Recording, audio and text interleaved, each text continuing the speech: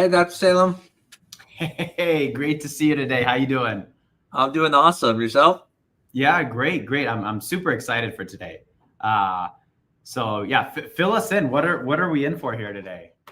Yeah. So, interesting enough, obviously going to some of the meetings and stuff. I once ran into Elizabeth Carr, the first U.S. Person born through IVF.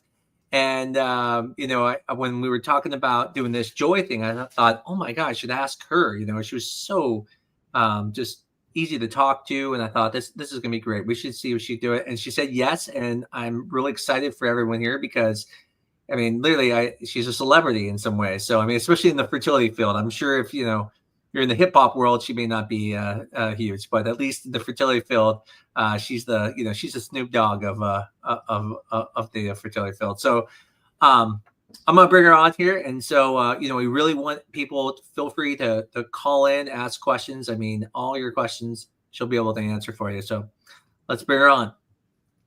Hey, Hey Liz, guys, how how's are it you going? doing? Good. So before we came on, it sound like you have a lot of stories that are kind of fun stories you started telling us about. And so I'm actually really excited to hear some of these stories because I mean, I can't imagine what it's like, growing up being the very first IVF, person. And Yeah. so, and I keep saying person so people understand because people always say the first baby. And so we made a joke that he's no longer a baby anymore. And so, we're going to definitely have a lot of guests here coming in, asking questions, but I'd love to hear some of these stories. You started telling us one about, actually, let me see if before I can pull that photo, you can tell us some stories. I'm going to see. Sure. Yeah. So there's a pretty iconic photo of me as a toddler on the cover of Life magazine, and it says "Test tube baby boom." Also, Cats was leaping onto Broadway at the time, so you know exactly how old I am. So when they were taking that photo for the magazine cover, my mother had purchased this really fancy outfit for me, and the team could not get me to look at the photographer. And so they brought in like a baby trainer, which the guy had like a fishing vest on with like Cheerios and toys and squeakers. And so the image that became the cover photo is one of me holding a Petri dish. And I'm in front of the Nikon microscope that took the image of what would become me when I was 3 cells old. And I was kind of looking up at him like, what the heck are you doing? And that's the photo that they took. And my mother hates the photo because she had a really cute outfit ready for me. So even though it hangs in our house, it's like one of those things that we're always like, oh, too funny. Oh man, that's just amazing. I mean, so that brings up something that I've always wanted to ask you. You grew up in this incredible limelight, right? Like media attention, all this kind of stuff. I mean, this was during a time when many people were thinking, hey, it's a little taboo to talk about being an IVF baby. And I'm just curious, how did your family deal with that? How did you, as you kind of came to an age where you could kind of talk about this, how did you deal with it? And how did you feel like it represented the times that you were in? Was it very taboo in those early days? And how does that compare to now? Oh, it's so hard. I mean, so I think for society, it was very taboo, but you have to think about it from like as a byproduct of this technology. And because it was how I got here, and because my first press conference was at 3 days old. Okay. So like we were very open about all of this from the get go. And my parents felt very strongly like we want to make sure that the press knows our names and knows our faces and sees that our baby is normal, because there was a lot of concern, like, is this baby going to come out normal looking and whatever. And so they wanted to reassure people like, yeah, she's just like everybody else. And so I think society had a taboo, but in my family, guys, I thought until I was 10 that I was going to have my own IVF baby. And I didn't realize that that wasn't like the optimal, like preferred way to get pregnant. So I feel like I've always been really outspoken about people understanding these technologies because it's just, it was so normalized to me. Like it was no big deal. And it actually, like that's carried on into my own family. My son, who is 14, was in gym class, and they were talking about, they have health and gym together. They were talking about reproduction, and the professor was explaining, how babies are made.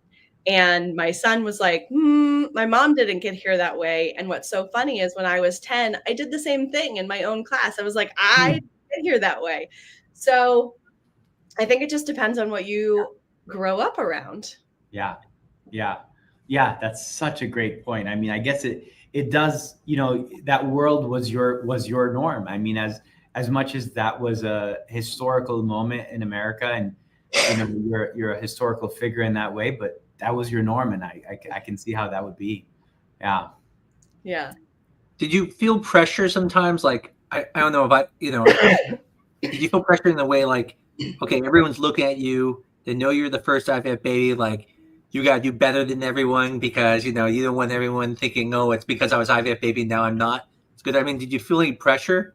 The perfectionist gene runs very strong in me. And yeah, I mean, I definitely was very aware of how hard my parents worked and how hard all the doctors worked to get me here. And so while my parents didn't put that pressure on me, I put that pressure on myself a lot of times because I felt like I had to be articulate, not do the wrong thing, like be a good example.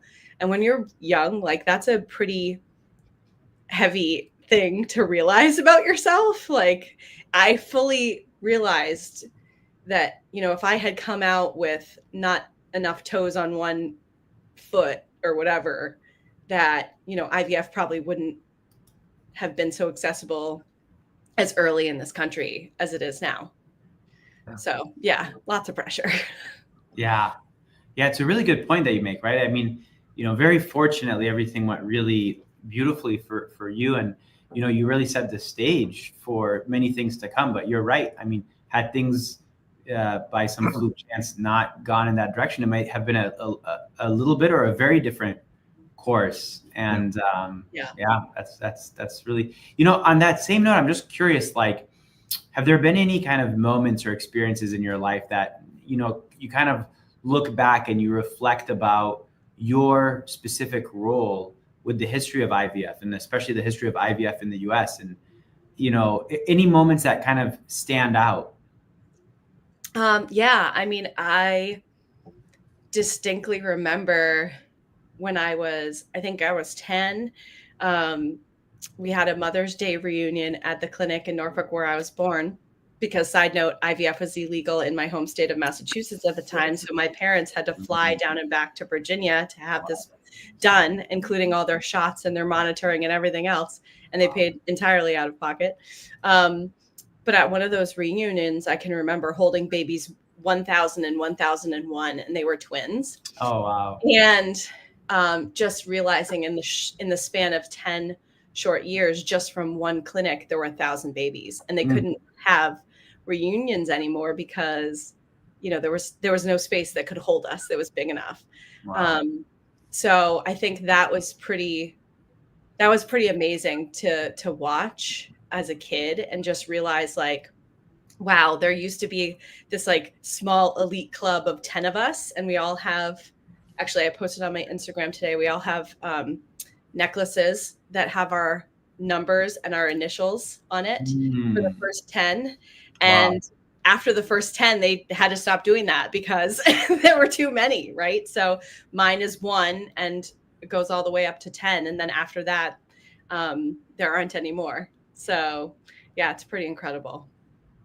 Wow. Well, that's a really cool story. I did not know that at all. They were handing those out at the Jones Institute, huh? Yeah, at the first Mother's Day reunion, we all got those necklaces. Wow. Yeah. Did you ever find, I mean, you hear about, especially in the movie Joy, when they made that movie, they talked about how the community was against it. It was an act against God and stuff like that. Did your family, I mean, I'm sure your parents did, but do you remember as a kid, like, did anyone ever, like, kids not want to hang out with you, or parents don't want to hang out with you because, you were created different than everyone else? Whereas obviously today that would never happen. But back then, I just wonder if you ever ran into anything like that. Yeah, all the time. I don't think people realize that, like, even though Louise's birth was in 78 and was so successful, and there's a line in the movie of like, oh, we've got the mother, if we've got the mothers, we've got, everybody, right?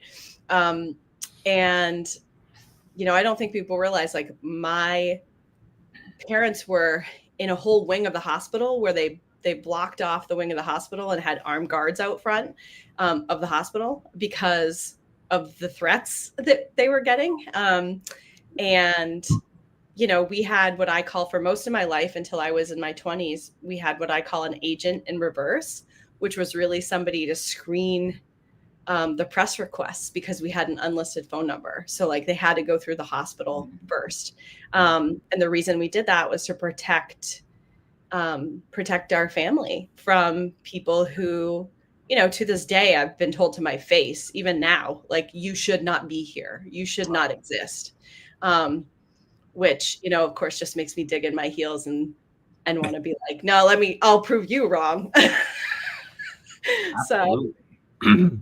Absolutely. Yeah. Speaking on that note, I believe, I might be wrong here, but I think you were at the State of the Union. I was. Yes. Okay. And this was, of course, in the context of what had happened in Alabama, which, of course, there was legislation to temporarily, limit people's access to IVF there. And curious kind of, how you felt being there at the State of the Union, how you felt, advocating for IVF access to exist for all Americans, and kind of what were your thoughts going through that?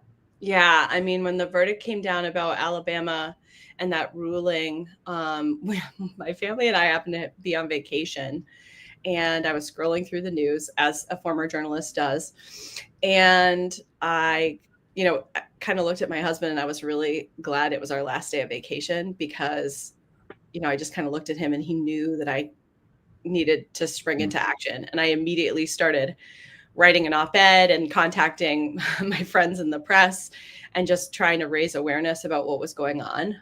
Because I felt in that moment, all I could think about was, I never want anybody to feel the kind of hatred that I have felt at various points in my life. And now I'm strong enough to take that on. So I was like, I need to take this on for all the patients who want to have access to this, or, had access to this, but now won't be able to access care. And they don't have the capacity because they're too busy in the weeds trying to actively build their family. So let me take this on for them. And so that's why I do anything I do, is that, I can shoulder some of that burden. And I felt like it was really important that they needed to hear from me. Yeah. So. Absolutely. Yeah.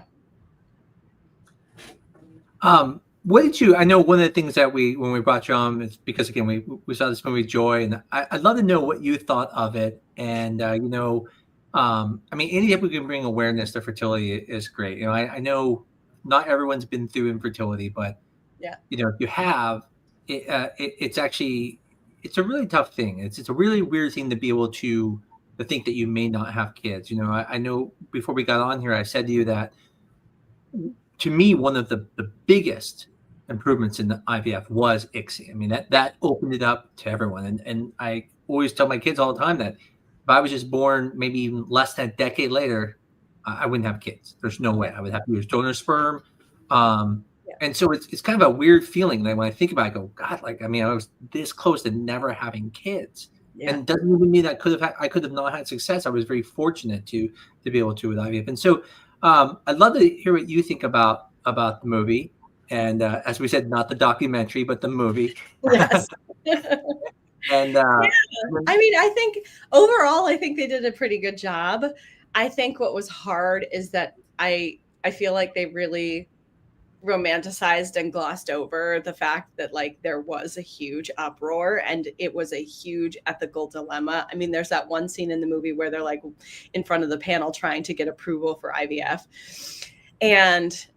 But that does not at all cover, I mean, my doctors specifically before I was born, went to sit in front of the Pope to make a case in front of the Pope, saying like, we need you to help us raise awareness about this. So I think some of it was romanticized.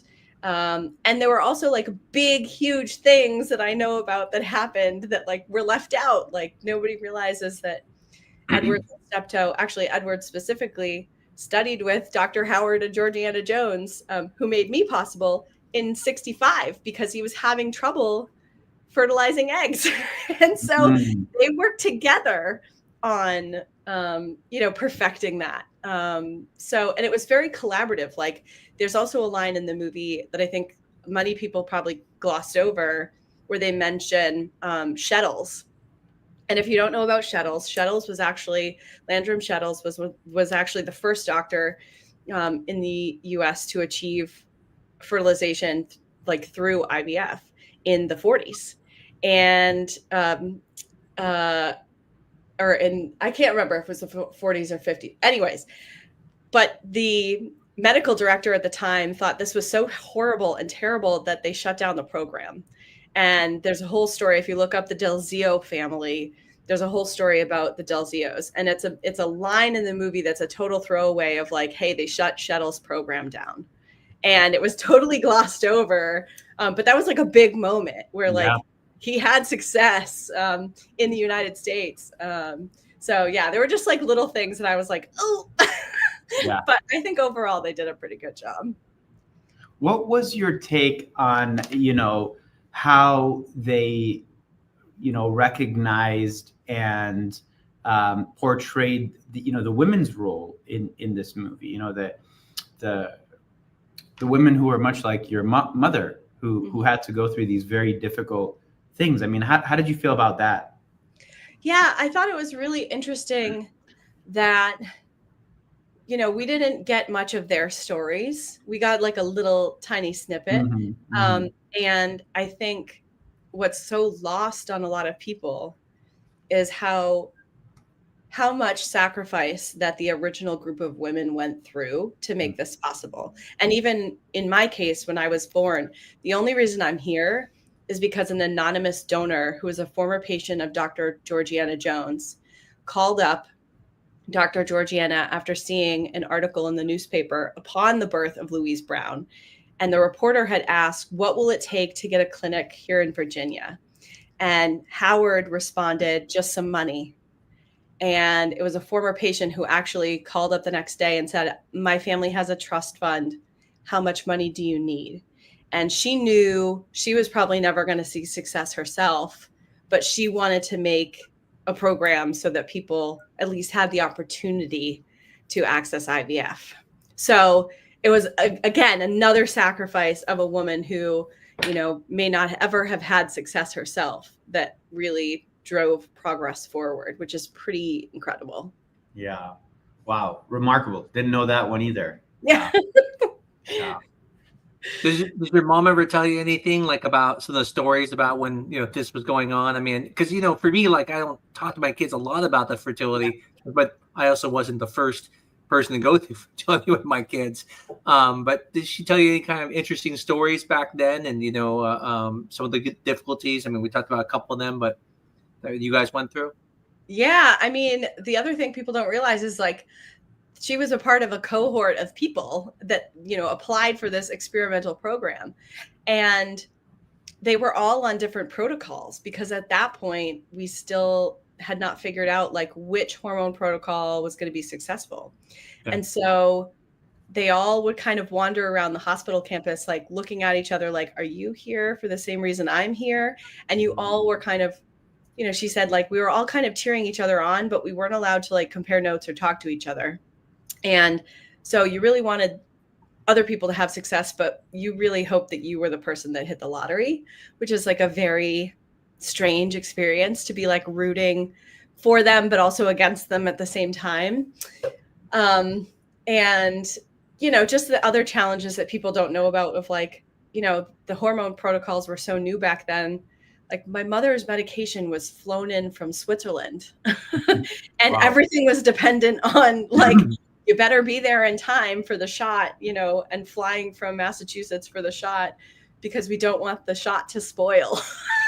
I mean, like, it's just madness, right? So yeah, there was a lot of crazy things that my parents had to go through that I don't think people realize. Was there a cost to it at that time, or was it just purely a study at that time?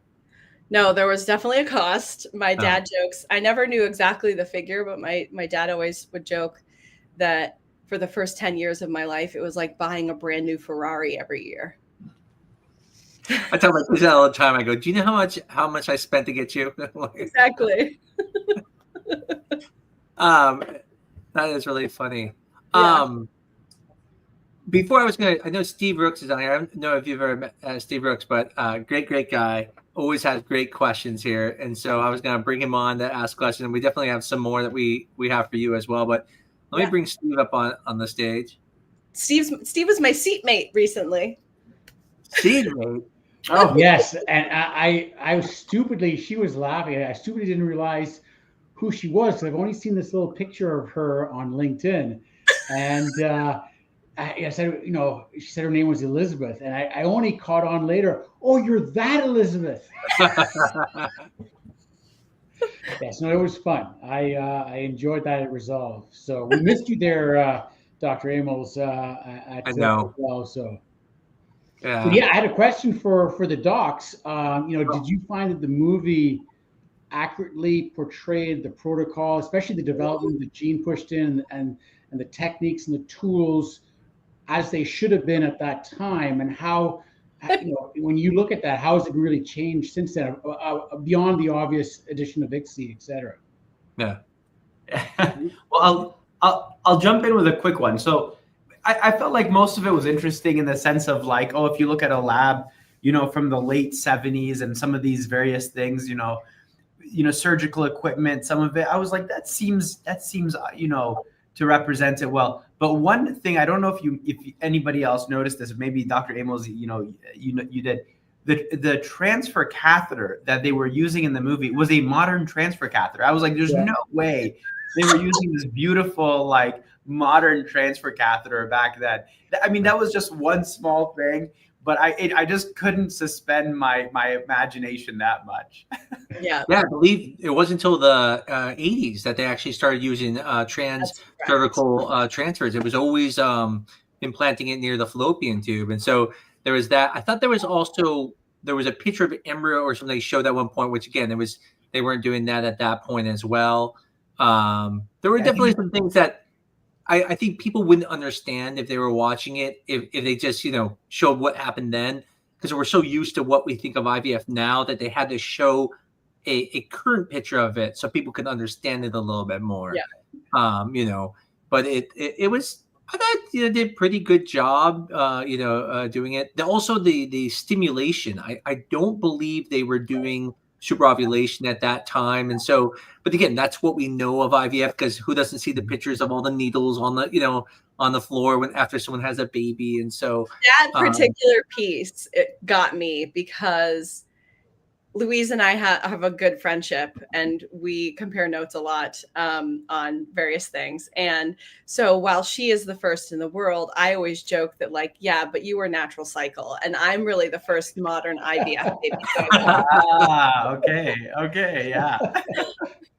Well, I tried looking up some statistics actually about that, and I wanted to figure out, like, but where were you in the world actually? The number I found was actually number 15. That's right. Does that sound about right? Yes. Yeah. Yep. There were a bunch of babies born in Australia before me. Yeah. Wow. Yeah. I think even like India or something like that, or there was something like all over the world or something like that. It was really interesting. To me, what's amazing, and I know it doesn't go into the movie about this, but like where we are now, I mean, you're talking in such a short amount of time too. So by the 80s, then, now they were doing transvaginal retrievals. In the 80s, they started doing transcervical, placement of embryos. I mean, just such a fast improvement and safer and able to do it in a higher production. And then, tonight, like one of the things I want to go over is I talked about ICSI and actually about PGT. And, it's one of the things I wanted to talk to you about, Elizabeth, near the end here, if we have time, is just even the company now that you work for. I mean, you are now at the the forefront of PGT now, where now it's not even just looking to see their aneuploid, but you guys, the company you're at, which Genomic Predictions, is looking at disease states, and so looking at certain diseases. And so I definitely have some questions about that as well. What questions you got for Elizabeth, Steve? Anything specific? Well, I was going to add one other thing that I found in contrast to what you just said about the advancements in IVF. One thing that really struck me, and this was the sad part of the movie about Jean and her endometriosis, that we have barely come in the 50 years since that the lack of progress on diagnosis and treatment for endometriosis, et cetera, was one of the sad parts, I think, that was contrasted to the happiness that came out of the joy aspect there. Yeah. Yeah, I agree with you. I think one of the things is, the reason IVF was started was because of tubal disease. That was really the only reason. Tubes are blocked, you couldn't have kids. Unfortunately now IVF, I think, is looked at as kind of like this, it can fix everything type of thing. And you're right, there's still underlying disorders that we might treat with IVF, but it's really not treating the problem. And one of them is endometriosis. And even people who have like PCOS aren't always the best candidates for IVF. And there's a lot of things you have to do when you do IVF. I always make the point that that's not always the answer. It might be a way to get there, but you really have to treat the underlying disease. And you're right. It was sad in that movie about her not being able to have kids because her endometriosis was so severe. So, yeah.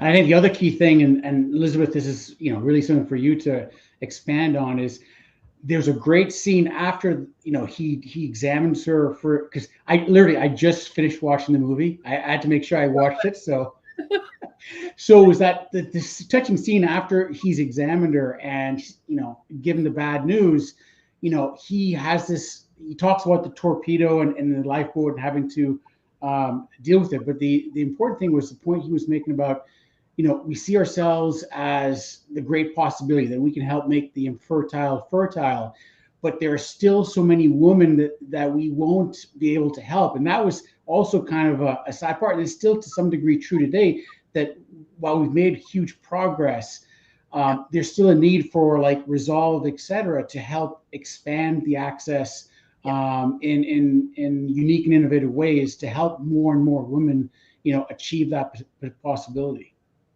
Yeah. Yeah. I mean, I think that is the piece that always kind of, gets me, is that unfortunately, because I was a success, I think there was this narrative started in the 80s in the press of like IVF's a magic bullet and a cure-all. Mm-hmm. And we know, like, let's just talk for a minute about how exceptionally rare it was that I was a success. Mm-hmm. 2 eggs total were retrieved from my mother. Wow. 2. Okay. What we know about attrition now, and the fact that like we did not have PGT, we did not have so many things that we have now. We did not have standard embryo grading. Even we literally had look through the microscope. Is this embryo round? Is this egg round? Yes, it's round. Great. Let's put that one back. And so, I think, unfortunately, the narrative became like, oh, IVF is so successful. Well, okay. Yes, it's still our most successful tool that we have in our toolbox right now, but it is not always a success. People always ask me like, how many cycles did your mother go through? I'm like, whoa, back up the truck. We didn't call anything cycles back then. It was like, you have one shot to do this because that's your whole budget, and God bless you. And, Dr. Jones even said, like, to my dad, when my dad was like, what are the chances this is going to be successful? Dr. Jones said to him, do you play craps? And my dad was like, why? And Dr. Jones was like, this is a crapshoot. Yep. I mean, it's wild. It is wild, and it's from the physician standpoint. It's really crazy because sometimes you'll tell people the chances, and they're like, "Oh, that's it," and you're like, "No, this is really good." I'm like, "You understand where we come from?" Just from my daughters being born when we did IVF. At that time, no one was really doing day 5. It was kind of like day 3 was the thing. Everyone was freezing pronuclear. From that point, 2 embryos putting back was around a 30-40% chance for someone under 35. Right. That was just for my daughters. Now again, it's 18 years, and then by the time I got to my boys, it was already up, and now we're at one embryo with a 60+%. Like it really is insane where we've come. But it's interesting. Like I feel for all those people who were even before us who were like they just knew they were going to go through either multiple transfers or it just wasn't going to work. But you're right. Even then was worse. It was like one shot. Yeah. It doesn't work because there was a bunch of people in those cohorts that never had a baby. Yeah, absolutely. Yeah. It's wild. One person brought up a question. I thought it was kind of an interesting question. They said, what do we think about how they diagnosed endometriosis just from the pelvic exam during that movie? And it's interesting, today that would seem kind of strange. Yeah. We wouldn't usually diagnose it just that way. We would say, oh, we think you may have this. But it's true that it's actually how a lot of things were done. It was just through an exam, and they would see that the pelvis was frozen. And so what he was saying in that movie that I took from it was that they could feel the disease state from the exam. They could feel the uterus wouldn't move. They could feel the endometriomas and stuff like that. And that's how they knew that it was so severe. But by today's standard, you go like, wait a second, they didn't do an ultrasound. They didn't do a surgery. And so it was a really good question. I think for people who have endo would wonder, that seems really weird. They could just diagnose it that way. But she must have had very severe to the point that they could physically feel it. So yeah. I'm curious, Elizabeth, you were talking earlier about some conversations you had with Louise, and, obviously you guys have a friendship and everything. Curious kind of when you guys exchange notes, how are your experiences different, and maybe how are they the same? I imagine going through this in the UK, going through this in the US, in many ways could be very, very different, in how things were. Yeah, I will say the press was a lot meaner to Louise than it was to me. Mm-hmm. Although I think that also had to do with my mother set early boundaries. I've been telling stories all night, so I'm going to bore you with one more. When she was in the hospital, and she had just given birth to me, and the press was all dying to hear from her, and they, she was still in recovery. Like I was a C-section, like this was a major thing. She was delivered a telegram and a dozen long stem roses from the National Enquirer. And the National Enquirer said, Mr. and Mrs. Carr, congratulations on the birth of your baby. We'd like to discuss a monetary amount for the rights to your child's story until the age of 18. And of course, my parents were like, that's not happening. But that's not what they said. They just responded back to the telegram with, thank you so much for the long stem roses. Mm-hmm. Like immediate, firewall between us and the press, essentially. And I think it was very different for Louise's family. They did not have all of the protections that I did when I was born. It was much more of a firestorm and media circus. So my family got to pick and choose what we did. And a lot of it was, we didn't go on Oprah. We didn't do Phil. We didn't do all these things. But we did the educational things. And Louise's family, it was much more of just like a free for all. So I think she and I have had very different experiences in the press. Although like when you cut to the chase, like our experiences were almost identical in so many ways. And it was very creepy the first time we actually sat down and talked, and we were like, you too? So it was crazy. Yeah. Wow. Hey, Steve, I'm going to put you on the spot here before we're getting off the stage here. But before we do that, I'm going to ask you, so can you name who the first Canadian IVF patient was? I have no clue. I'm sure Dr. Al Uspi was part of that effort, but I have no clue who's the first Canadian baby. I was thinking maybe you might have that. So no, I should have come prepared, but I didn't. Well, I'll try to look it up before we're done, and I'll have that for everyone. But I just thought maybe you might have that. Thanks so much. He was born in '83, and his name's Robert. Do you know it? I don't know him, but I know. No, him. Okay. Wow. Okay. Well, thanks for having me on again. I always enjoy it. Thanks so much, Steve. Take care. Oh, That's perfect. awesome I that love you that. knew that. I love I that. thought he would know that for some reason. I'm like, I'm gonna put him on the spot, see if he knows his own country's top first baby born. So, Yeah, it's hilarious. Yeah, too funny. do you talk to like you talked about the people at like the 10? Do you talk to some of the other ones too? Do you guys like have a little group or anything? Little group chat. Yeah. Yeah, no, I mean, over the years, there's been a couple of us that have stayed in touch from that group of 10. And, it's really funny. You would think we would talk about IVF, but I said in my post today, like, we never have actually. Like, our numbers are actually how we used to refer to each other when we were little. Like, when I was a teenager, Right. I would tell my parents, like, I'm going to the mall with 2 and 4. Like, we didn't use each other's names. And it was kind of our shorthand to be like, we know this about each other. We don't need to talk about it. Yeah. Kind of. So, yeah. Were you ever, obviously now you've been through this, you're healthy, perfect, everything. And was there ever a moment when you're growing up where you did think like, oh, maybe now I'm just starting to wonder, because we didn't have that much data at a certain point. Now, obviously now we have a lot of data on, babies born from IVF outcomes and safety and everything. But, curious if you went through that moment, number 2 and 4 as well, and that kind of thing, if that was ever something that you guys were thinking about. And if it was, like, how did you think about that?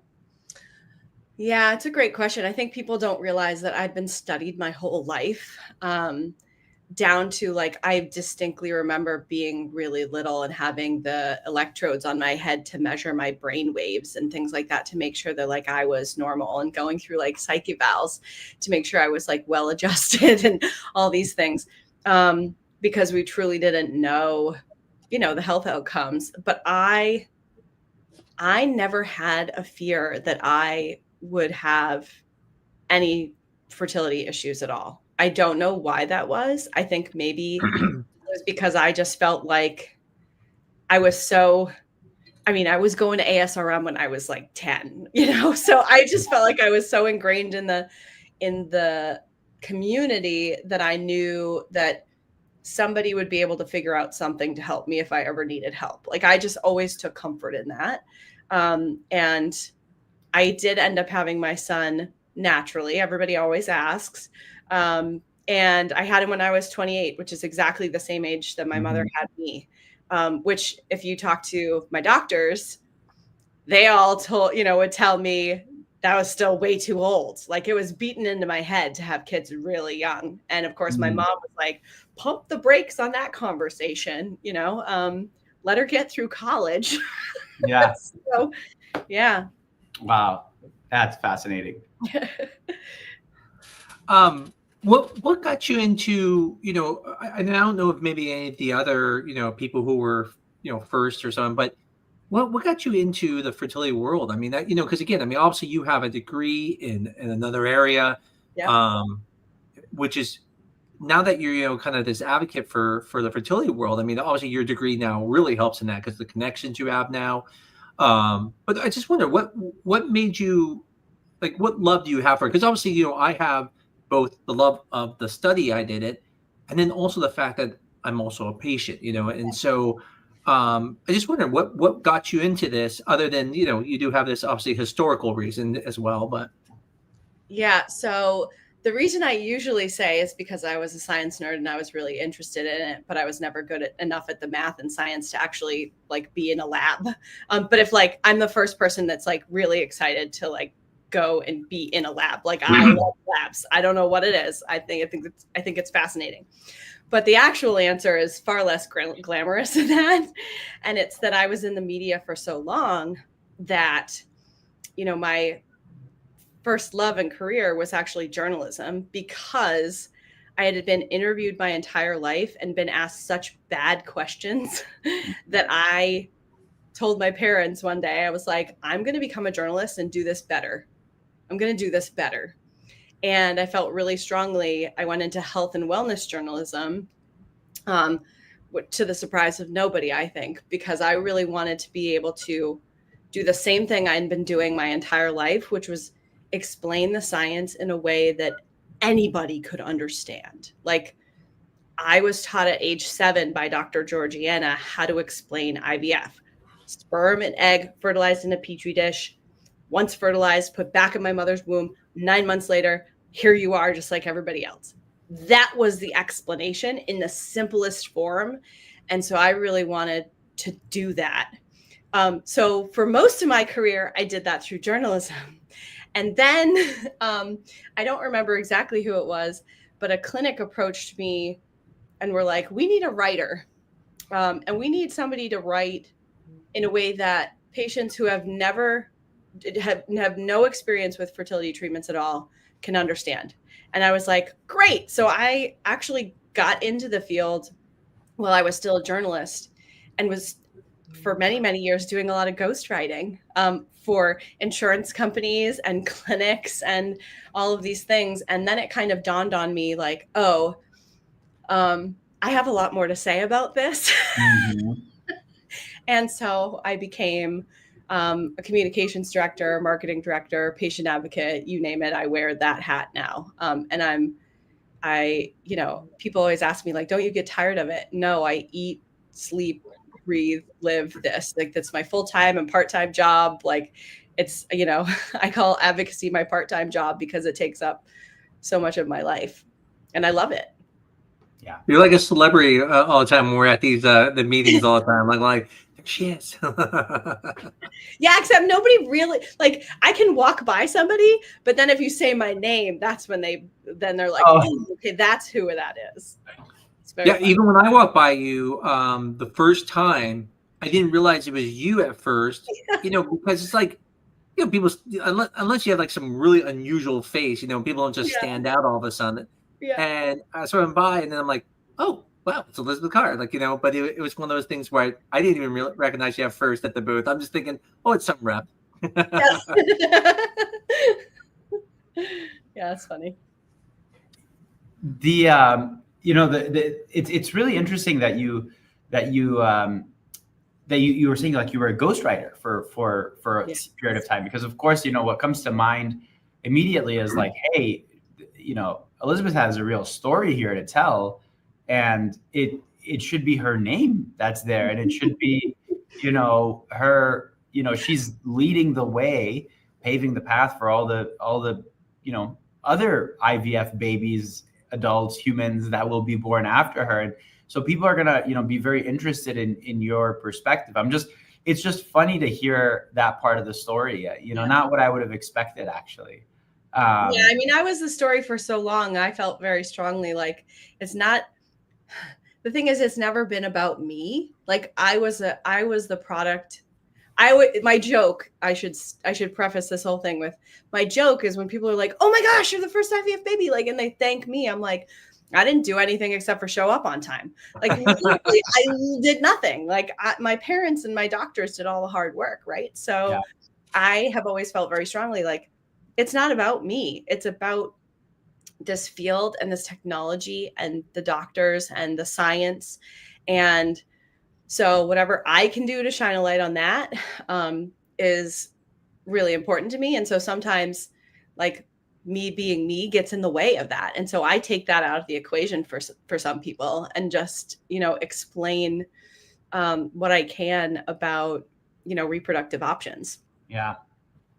Yeah, absolutely. I mean, we so appreciate it. I mean, I think a lot of people do. And I think there was one person here who's asking a question about, if there's a website, and we'll definitely provide that here later for checking out some of your journalism and, checking out some of your writing. I think a lot of people are very interested in following that. And I think you have obviously your Instagram account, which you publish on that as well. Yeah. So highly recommend that everybody follow her account here as well. Yeah.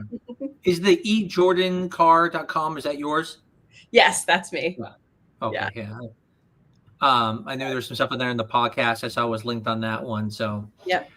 One of the things that's really interesting, and I think since you've been in that field, because again, being born, you probably knew about the field the whole time. Yeah. A lot of people don't realize is it wasn't like it just kept booming. There was actually a point where IVF kind of like went down for a little while.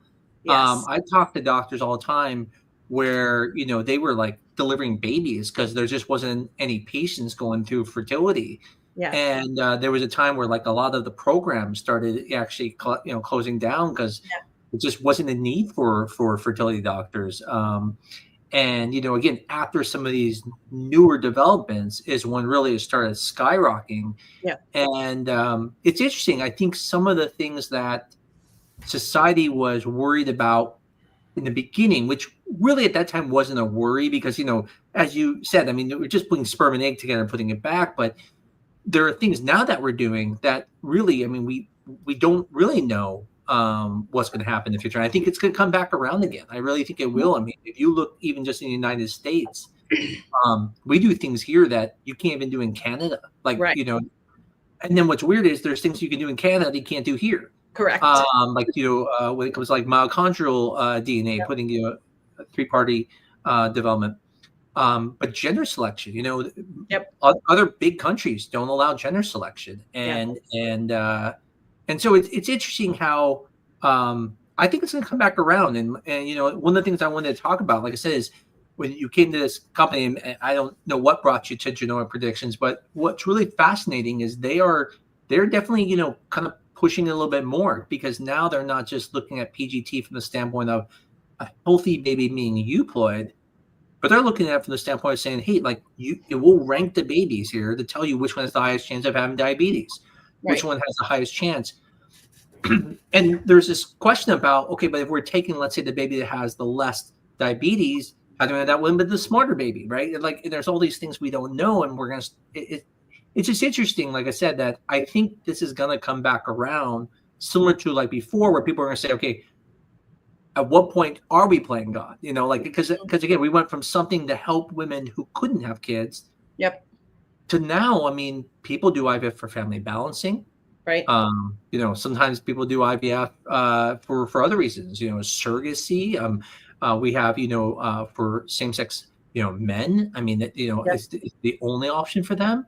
So it's really interesting where we got to now, and I think your company is definitely on the forefront. I mean, when I say your company, I mean the company you work for, obviously.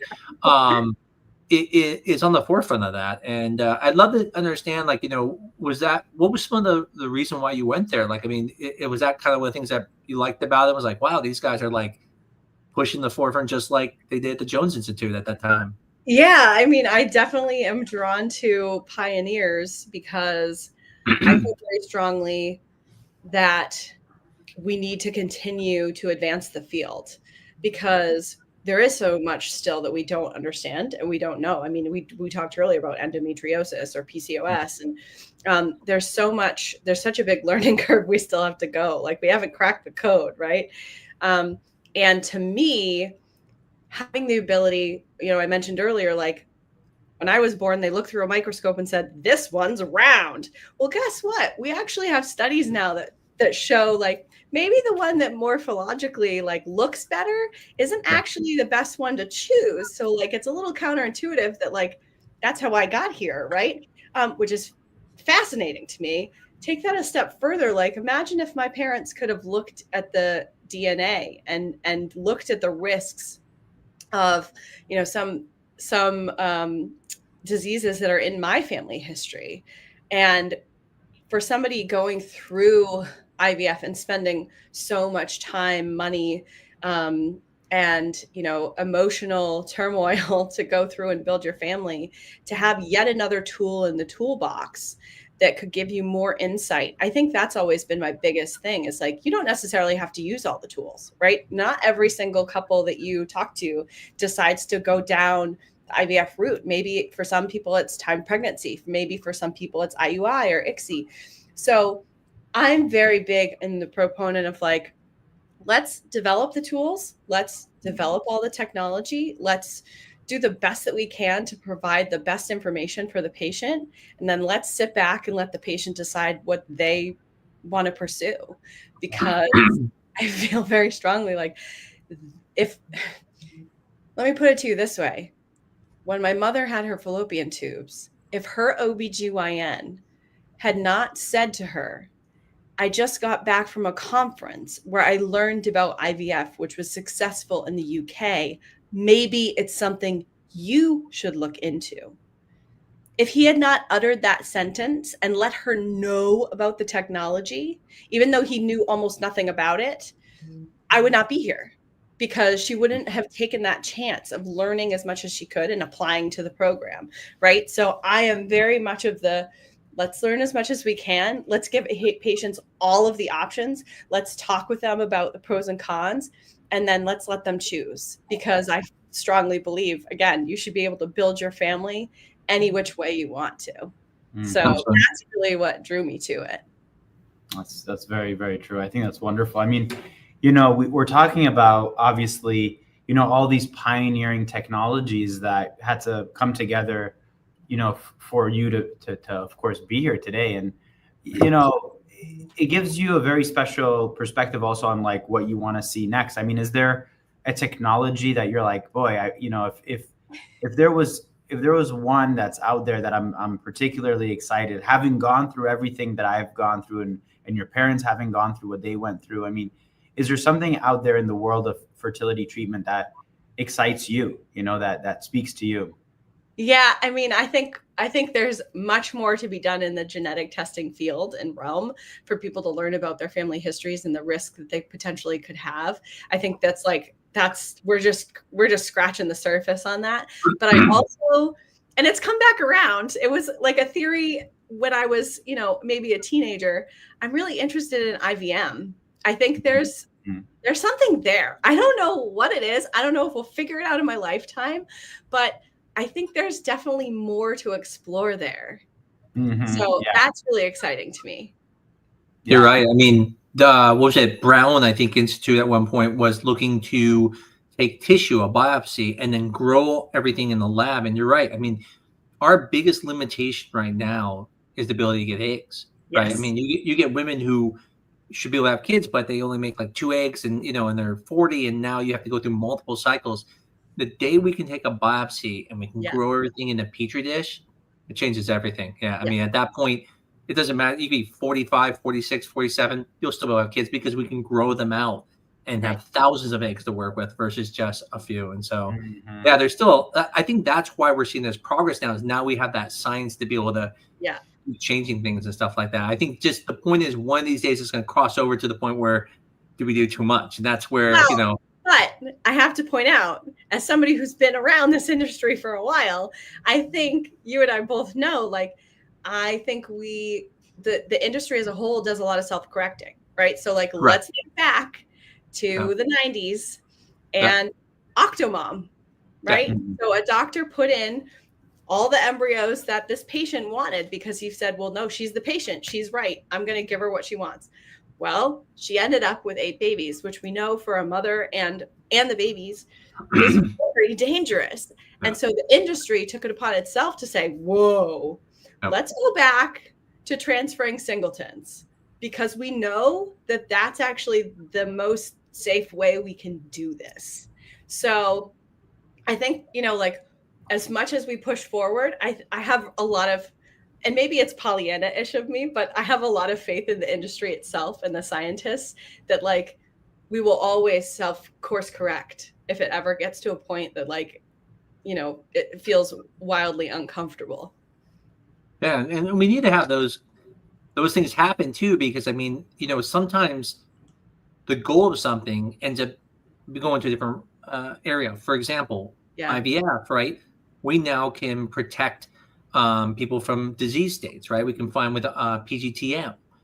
So again, it wasn't the goal of it, but it became that. I heard a story one time when someone they had a child who had a disease, and they wanted to, using HLA types, make sure they get another baby to save their other kid. And at first the doctor was like, absolutely not, you know, and then the patient kind of said to him, like, what's wrong with that? You know, I mean, and in the end they allowed it. So interesting.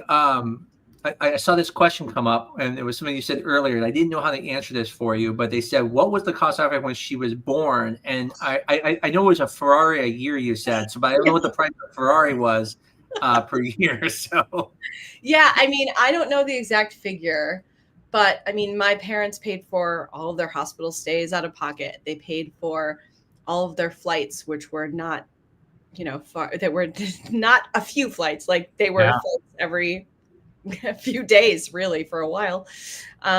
All the medications, all of the, monitoring appointments, all of the blood draws, like all of that was just my parents. Yeah. Which is like an astronomical figure to wrap your head around, I think. And they had a lot of help. Like they had a lot of help from their family.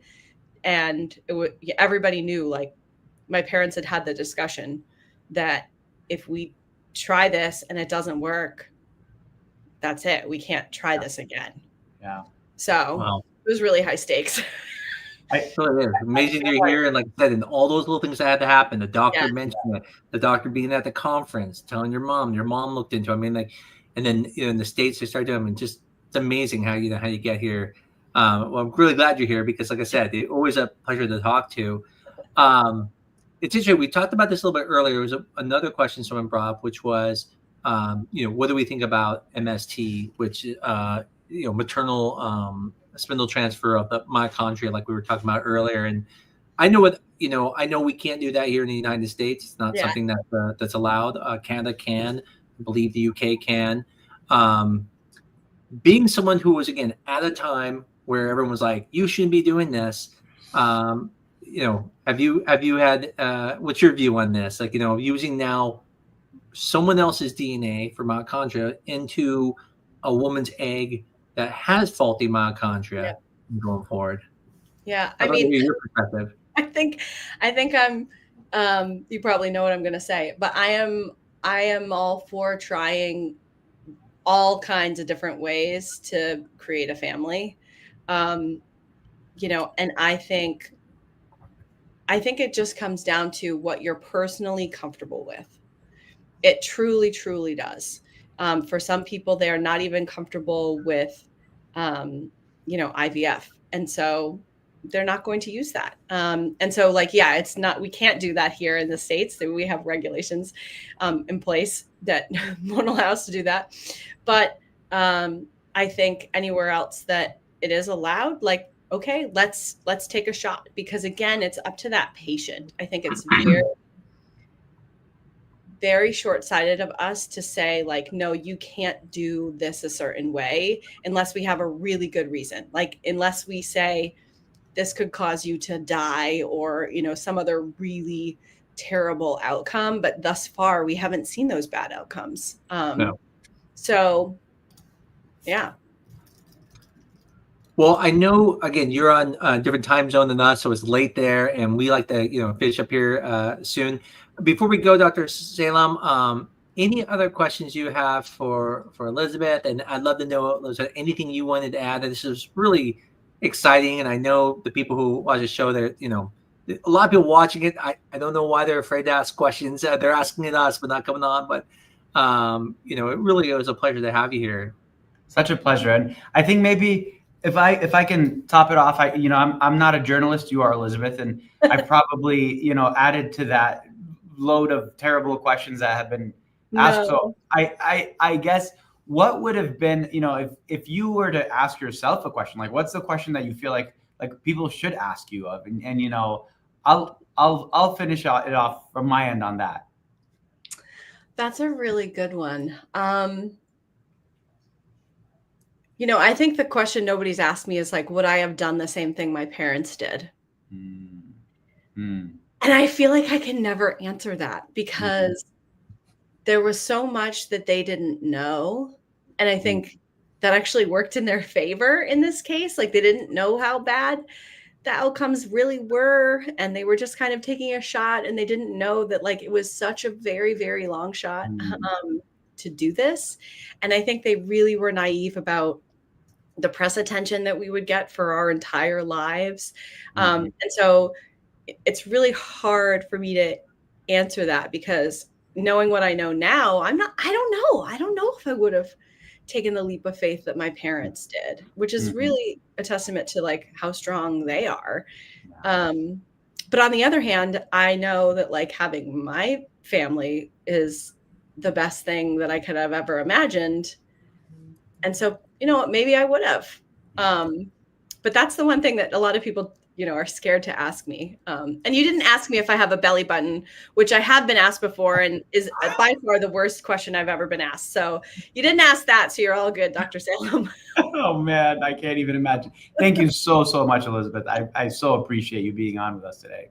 Yeah. I have one last question. My question for you is, when is the Elizabeth Carr movie coming out about America's first IVF baby? If you all can start a petition and lobby for me, I mean, it's not even my story. I think there's so much. I mean, just tonight, I shared a ton of stories with you that no one's ever heard, right? And unfortunately, most of the team that was involved in my birth has now passed away. And so I think for their sake, I want to share all that they went through because, going to talk to the Pope and get this approved and 600 people packing a room for approval in Virginia in the middle of the Bible Belt to get this approved is a pretty incredible story too. So if you have any contacts at Netflix, let me know. Thanks so much, Liz. Well, thank you again. You have a great night. Thanks, guys. Bye-bye. Bye.